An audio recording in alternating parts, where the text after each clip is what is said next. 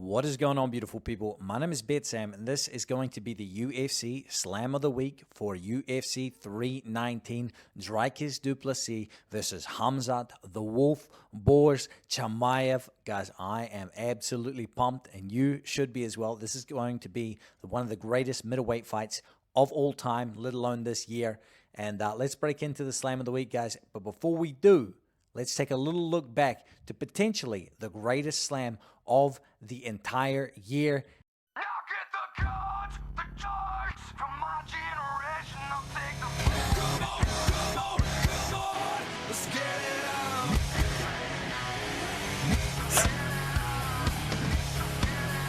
Get the loss, the money, we're in this together and through it all. They refuse to see the change in me.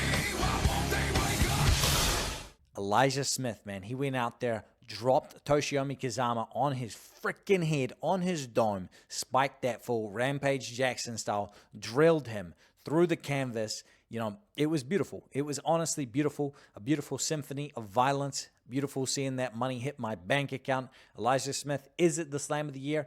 If you think that there was a better slam this year, and I don't mean just literally, I'm talking Slam of the Week, let me know in the comments. You know, we had Mauricio Huffy spinning wheel kick. We've had Jean Silva, you know, with that choke over Bryce Mitchell. There have been some absolute greats, but is Elijah Smith's slam the Slam of the Year? Let a brother know. Now, for this week, the Slam of the Week consideration, I only have one Slam of the Week consideration that didn't make the cut.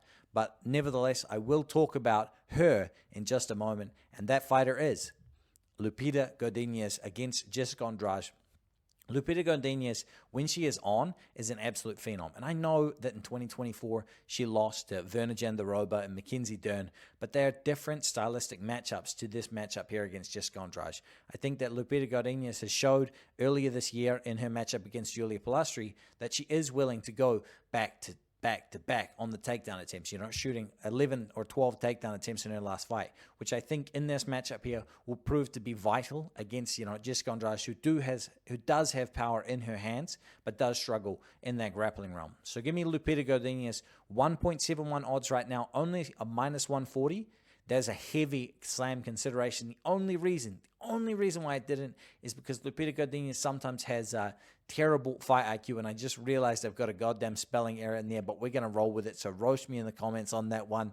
Listen, guys, we're going to move on to the Slam of the Week. This week, we got a double hitter. It's a pay-per-view parlay. You know how we do. We're about to go and run it for the, the slam streak we hit last week. This is going to be 2 in a row. We're going on a generational wealth cleanse here. We're going to go past 10 in a row, and it starts here on week number 2, UFC 319. Slam of the Week is going to be...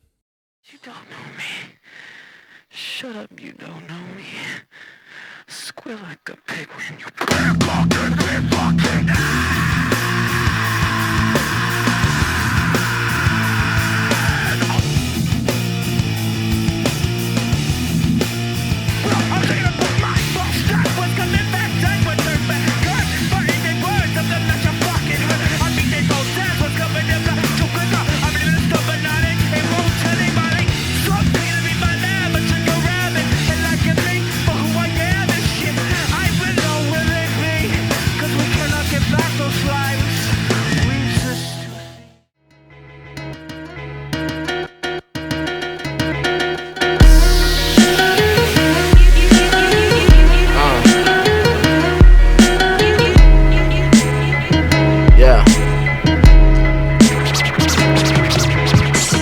That is right, baby. Carlos, the Nightmare Prates, and Chase, the Dream Hooper. This is almost double your money. It is a slither away. I wish that it was plus money because it's so goddamn close. 1.95, minus 105 on the odds here.